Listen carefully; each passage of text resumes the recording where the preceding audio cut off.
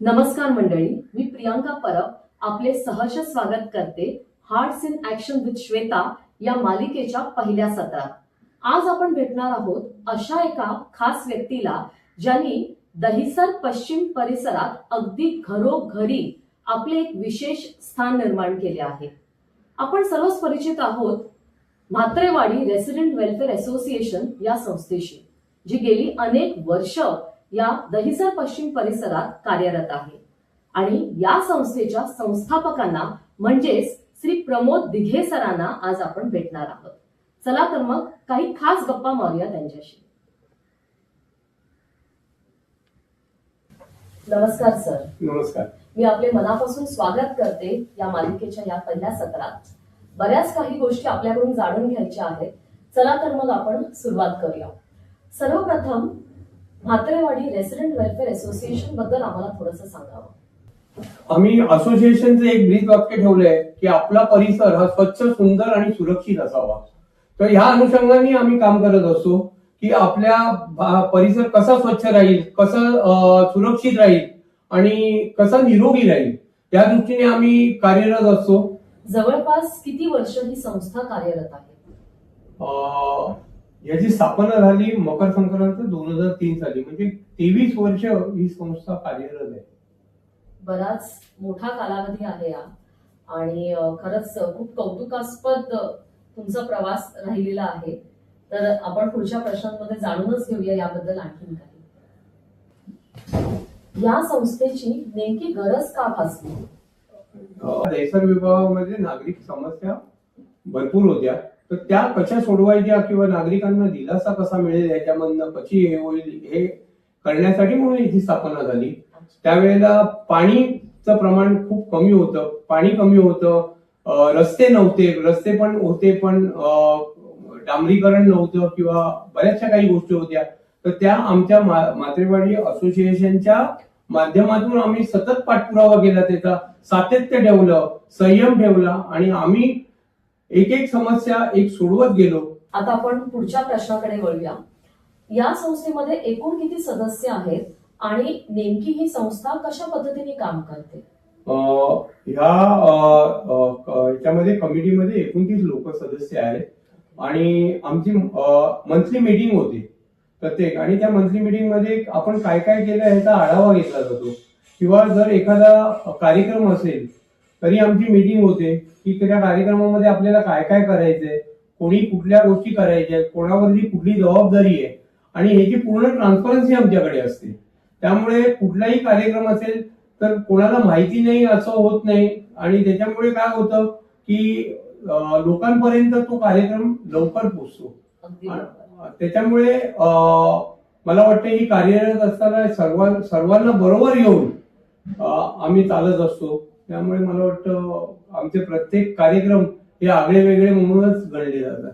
आणि खरंच आहे की कोणत्याही संस्थेचं यश हे त्यांच्या एकमतावर अवलंबून असतं. जेवढी एकी त्या सदस्यांमध्ये असेल तेवढंच यश त्या संस्थेला प्राप्त होत असतं. सो खूप छान वाटलं हे ऐकून. आणि आपण आता पुढच्या प्रश्नाकडे वळूया. संस्थेच्या कार्यामुळे नेमके कोणते बदल तुम्हाला या संपूर्ण परिसरात जाणवले? काही ठळक गोष्टी मी मुद्दाम तुम्हाला इथे सांगू इच्छितो की सर्वांना माहितीच आहे की ज्या वेळेला 15 डब्याची गाडी चालू झाली रेल्वेची, त्यावेळेला ती गाडी दहिसरला थांबत नव्हती, कारण दहिसरचा प्लॅटफॉर्म हा 12 डब्यांचा होता.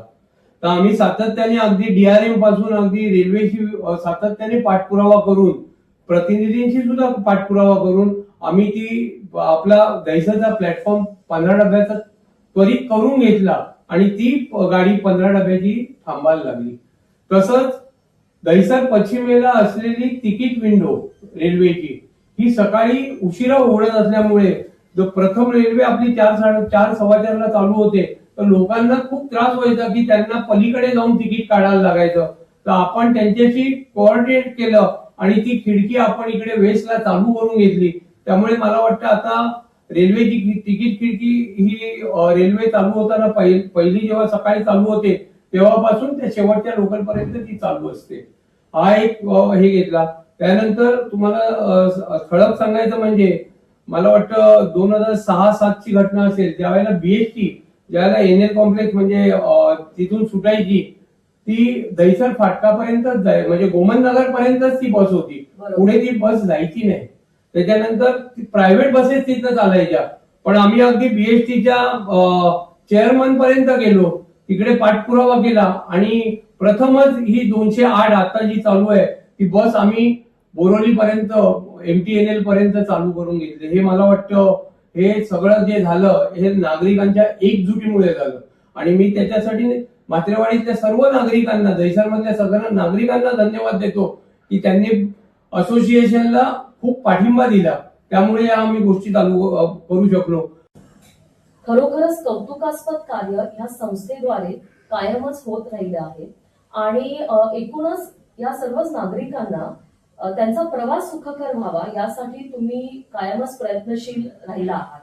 सो नागरिकांच्या वतीने सुद्धा मी त्याबद्दल तुमचे धन्यवाद करते.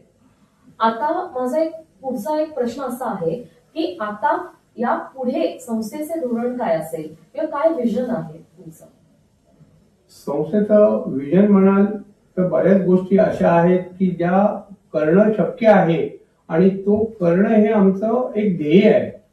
की उदाहरणार्थ तुम्ही म्हणाल की रेल्वे, तर दहिसर हे मुंबईचं शेवटचं टोक आहे, पण दहिसर मधून रेल्वे सुटत नाही. इथून दहिसर लोकल चालू व्हावी यासाठी आम्ही प्रयत्नशील आहोत, कारण लोकांना खूप त्रास होतो रेल्वेनी प्रवास. तुम्हाला तर माहितीच असेल, अगदी शालेय विद्यार्थ्यापासून कॉलेजपासून तुम्ही जर सकाळी जर बघाल रेल्वे प्लॅटफॉर्मला तर अक्षरशः लेडीज डब्यामध्ये सुद्धा दहिसरला कोणी चढू शकत नाही. लेडीज एवढी अवस्था बिकट आहे दहिसर वासियांची. तर मला तर असं वाटतं की दहिसर लोकल ही त्वरित चालू व्हावी, हे त्यासाठी आमचा पाठपुरावा सतत राहील. आणि ती जी आता बीएसटी जी आहे जी MTNL मध्ये असते, लोकांना सर्वांना माहितीच आहे की बोरोलीचा प्लॅटफॉर्म आता वाढलेले आहेत. 1 आणि 2 नंबर जवळजवळ बोरोली जेल पर्यंत गेलेले आहेत पुढे. पण इथून जी बस सुटते बोरोलीसाठी, कारण कुठलाही नागरिक, कुठल्याही दहिसरवासिया जोपर्यंत बोरोलीला जात नाही तोपर्यंत त्याचा रेल्वेचा प्रवास चालू होत नाही क्विक अवर्स मध्ये, म्हणजे सकाळी आणि संध्याकाळच्या वेळेला, म्हणजे जाताना आणि येताना त्यांना तिथे जागाच मिळत नाही. म्हणजे 11-11:30 पर्यंत सुद्धा सकाळी बघाल तर दहिसरवासियांना रेल्वेमध्ये चढायला मिळत नाही.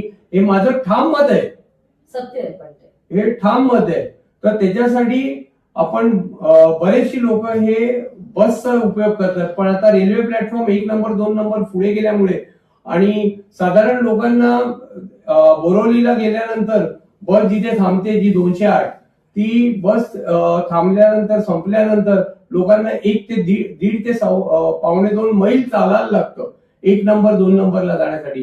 तर मला सांगण्यासाठी खूप आनंद होतोय की गेल्या 10 दिवसापूर्वीच 8-10 दिवसापूर्वी बीएसटीचे अधिकारी इकडे आले होते आणि आता लवकरच त्यांनी आश्वासन दिलेलं आहे की ही 208 नंबरची बस आहे ती आम्ही पोईसर पर्यंत चालवू. तर मला वाटतं ही जर झाली तर मला वाटतं दहिसरवासियांना थोडासा नाही म्हटलं तरी प्रवास थोडासा सुखकर होऊ शकतो. आणि अजून एक गोष्ट अशी आहे की आपल्याला माहितीच आहे 2019 साली इकडे महापालिकेचा दवाखाना होता. दहिसर लोकमान्य टिळक रोडवरती एक महापालिकेचा दवाखाना होता, पण तो 2019ला तो नवीन बिल्डिंग म्हणा किंवा काही करण्यासाठी म्हणून त्यांनी तो पाडला आणि जवळजवळ 6 वर्ष झाली. अक्षरशः खरोखर ही लाजिरवाणी गोष्टी आहे की ही 6 वर्ष झाली त्या दवाखाना परत बांधण्यासाठी कोणाचे प्रयत्न होत नव्हते.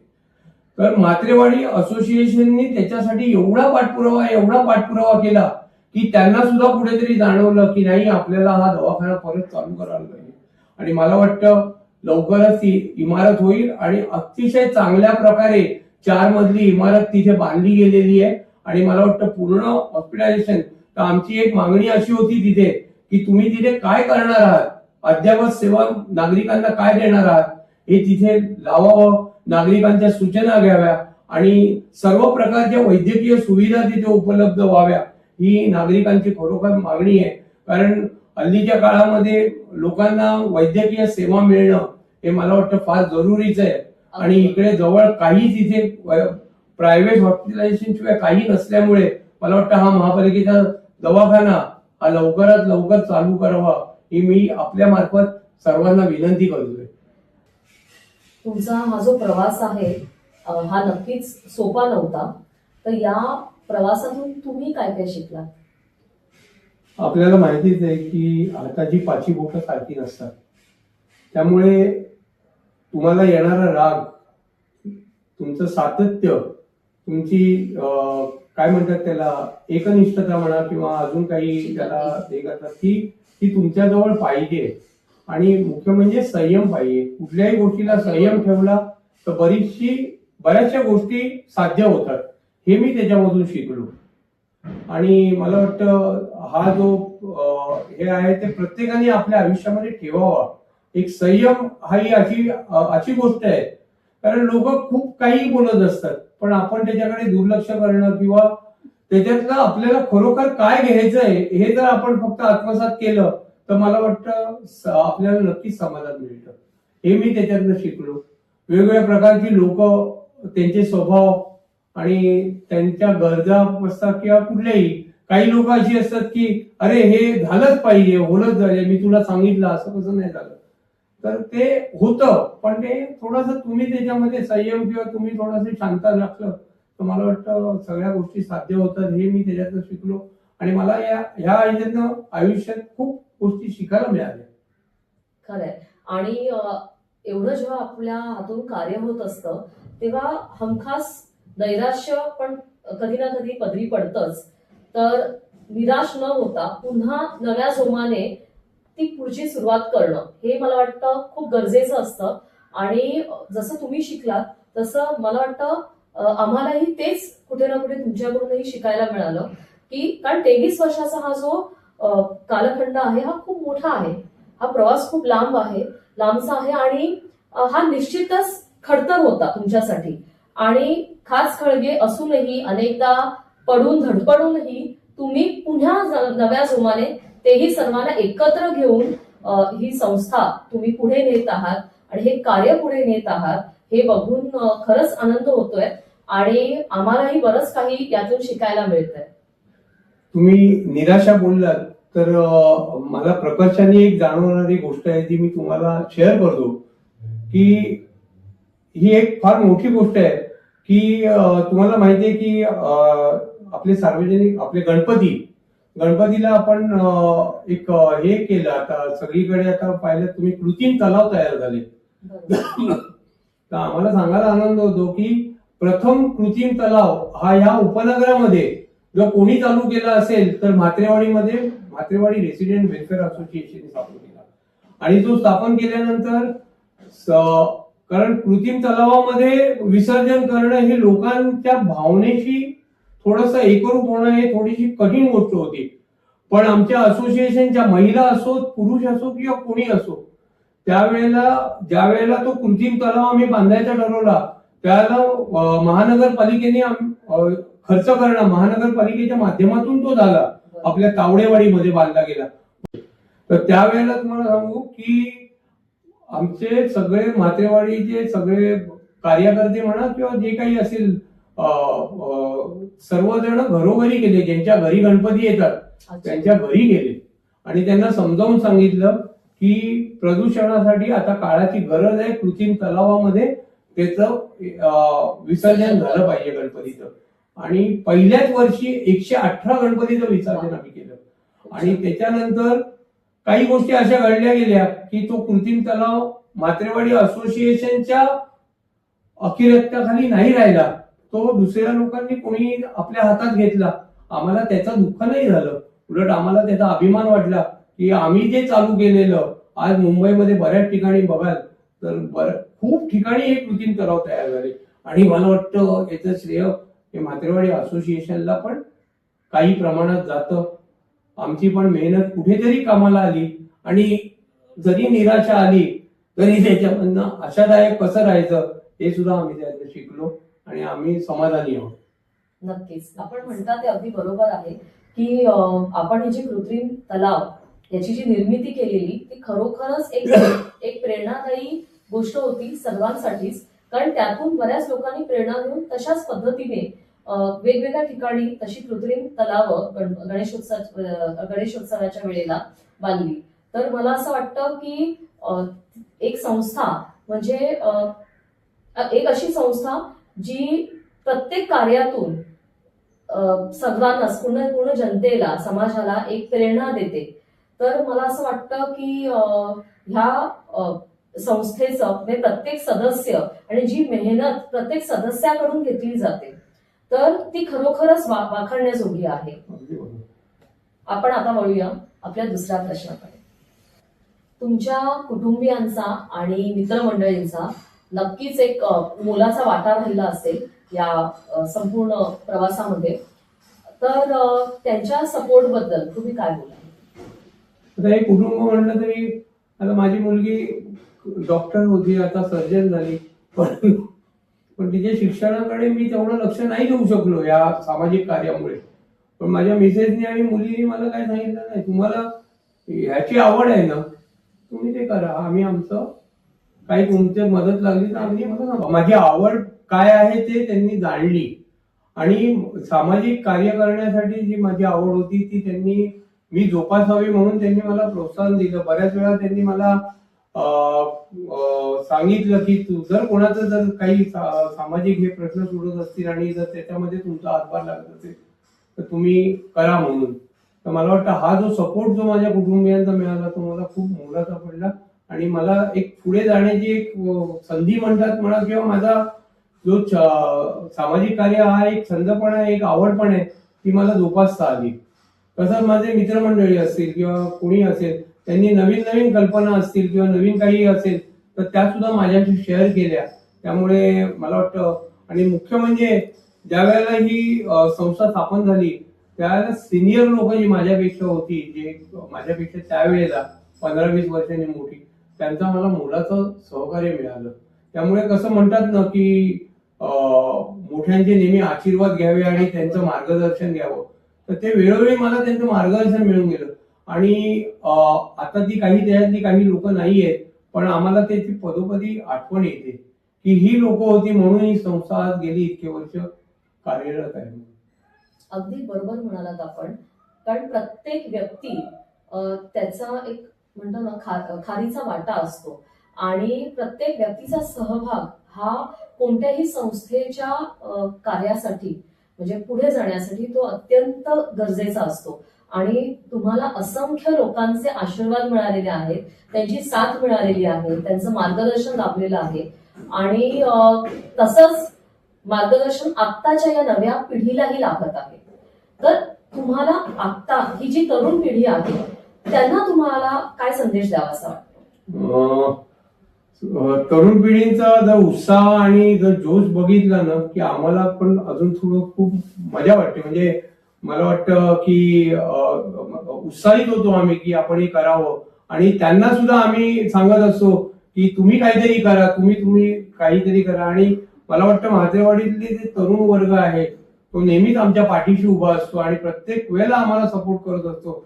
मग ते कुठलाही कार्यक्रम असू दे की त्यांच्या सहभागाशिवाय आम्ही पुढे जाऊ शकत नाही तसे, कारण त्यांचा सहभाग असेल. आणि इथे जे संसार केंद्र जे चालतं त्याच्यामधली जी लहान मुलं आहेत ते लहान मुलांबरोबर त्यांचे पालक सुद्धा त्याच्यामध्ये सहभागी होतात आणि त्यांचे सुद्धा ज्या काही आवडीनिवडी आहेत त्या सुद्धा आम्ही हेरतो आणि त्याच्याप्रमाणे एक प्रोग्राम आखतो. आणि मला वाटतं हा एक चांगला उपक्रम आम्ही राबवतो असं त्याचं आम्हाला समाधान आहे. म्हात्रेवाडी रेसिडेंट वेलफेअर असोसिएशन या तुमच्या संस्थेच्या माध्यमातून जे काही उपक्रम घडत असतात त्यामध्ये युवांचा सहभाग जो आहे तो खूप प्रकाशाने जाणवतो आणि ही खरंच कौतुकाची गोष्ट आहे.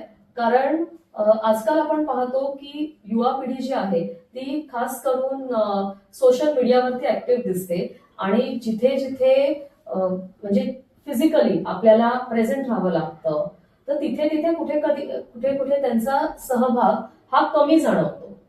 पण ही अशी एक संस्था आहे जिथे मी पाहिलं आहे की त्या संस्थेला मदत करण्यासाठी, त्या संस्थेला सहकार्य करण्यासाठी कायमच ही तरुण पिढी ही उत्साही असते.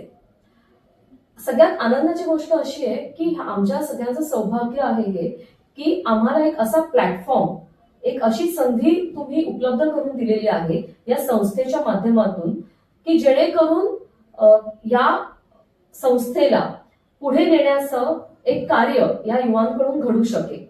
त्याचप्रमाणे कुठेतरी आपण म्हणतो ना की ती संधी मिळणं खूप गरजेचं असतं, तो प्लॅटफॉर्म मिळणं गरजेचं असतो आणि तोच अनेकांना मिळत नाही. पण लकीली आम्हाला तो या तरुण पिढीला, या परिसरातल्या या सर्व लोकांना तो प्लॅटफॉर्म तुम्ही उपलब्ध करून दिला आहे. तर आता या तरुण पिढीला तुम्ही काय संदेश द्याल? तुम्ही अगदी बरोबर बोललात. या तरुण पिढीला मी एवढंच सांगेन की प्लॅटफॉर्म मिळणं हा फार मोठी गोष्ट असते आणि तो प्लॅटफॉर्म आपण तुम्हाला उपलब्ध करून दिलाय आणि वेळोवेळी त्याचा तुम्ही सहभागी होऊन त्याच्यामध्ये तुम्ही त्याचा उपयोग करून घेताय. पण मला तुम्हाला एवढंच सांगायचंय की पुढचं परिसराचं भवितव्य, जसं देशाचं भवितव्य ही तरुण मंडळी आहात, तसं तुम्ही याचं भवितव्य आहात. ही पुढे तुम्हाला संस्था पुढे चालवायची. आपली संस्कृती, आपली पारंपरिक सण म्हणा किंवा ज्या काही गोष्टी आपण घडतोय त्या मुलांना, आता ज्या वेळेला आपण खरोखर हल्ली लहान मुलं अगदी छोटी छोटी ज्या वेळेला तुळशीच्या लग्नाला येतात त्याला पालक सांगत असतात, अरे तुळशीचं लग्न म्हणून काय, ही लहान मुलं आम्हाला विचारतात काय असतं तुळशीचं लग्न. पण इकडे आल्यानंतर त्यांना कळतं किंवा समजतं की काय आहे. तर ही परंपरा पुढे नेणं ही तरुण मुलांच्या हातामध्ये आहे.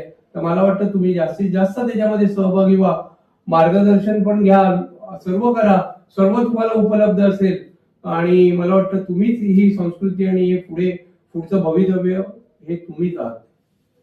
अगदी खरं आहे की ही जी तरुण पिढी आहे हीच देशाचं भवितव्य आहे, हेच पुढच्या या पूर्ण परिसराचं भविष्य आहे. आणि मला वाटतं की ही जी जबाबदारी आहे ती कुठेतरी तरुण पिढीने जबाबदारीने ती जबाबदारी उचलणं आणि ती पुढे घेऊन जाणं हे अतिशय महत्वाचं ठरेल.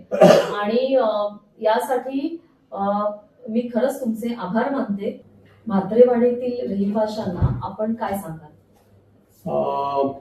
म्हात्रेवाडी नागरिकांना मी एवढंच सांगू इच्छितो की तुम्ही असोसिएशनला जे आतापर्यंत सक्रिय सहकार्य दिलं आणि जो विश्वास आमच्यावरती टाकला, तर तोच विश्वास आणि तेच सहकार्य हे तुमचं पुढे पण मिळो हीच फक्त ईश्वराची आणि प्रार्थना. अगदी खरं आहे. कारण लोकांचा विश्वास जो या संस्थेने आजवर कमावलेला आहे, तर तसाच विश्वास आणि तसंच सहकार्य आपल्या सगळ्यांकडून त्यांना मिळावं हीच त्यांची अपेक्षा आहे. तुमच्याकडून अनेकांनी समाजसेवेची प्रेरणा घेतली आहे आणि तुमचं मार्गदर्शन तर सर्वांना मिळतंच. आणि त्याचबरोबर म्हात्रेवाडी रेसिडेंट वेलफेअर असोसिएशन द्वारे जे काही कार्य होत आहे तर त्यामधून सर्वांनाच प्रेरणाही मिळत आहे आणि संधीही उपलब्ध होत आहे. आणि मला असं वाटतं की ज्या काही चांगल्या गोष्टी या इथे घडत आहेत त्याबद्दल मी आपले खरंच आभार मानते आणि या संस्थेचे आभार मानते. आणि खरंच तुमचं आणि या संस्थेचं मनापासून कौतुक आणि अभिनंदन. धन्यवाद. मी खरंच तुमचे आभार मानते की आपण आमच्या विनंतीला मान देऊन इथे आलात आणि या चर्चेमधून बऱ्याच काही गोष्टी आमच्यापर्यंत पोहोचल्या. तर आपल्या काही सूचना असतील तर आमच्याशी संवाद साधा. जर काही आपल्या समस्या असतील तर आमच्याशी संपर्क साधा. आणि जर आपल्याला म्हात्रेवाडी रेसिडेंट वेलफेअर असोसिएशन मध्ये कार्यरत सामाजिक कार्यामध्ये जर सहभागी व्हायचं असेल तर आपण या, आम्ही तुमची वाट पाहतोय. चला तर मग आपण आता इथेच थांबूया. पुन्हा भेटूया अशा एका खास व्यक्तीला ज्यांचे समाजकार्य हे आपल्या सर्वांसाठी प्रेरणादायी ठरले आहे. नमस्कार.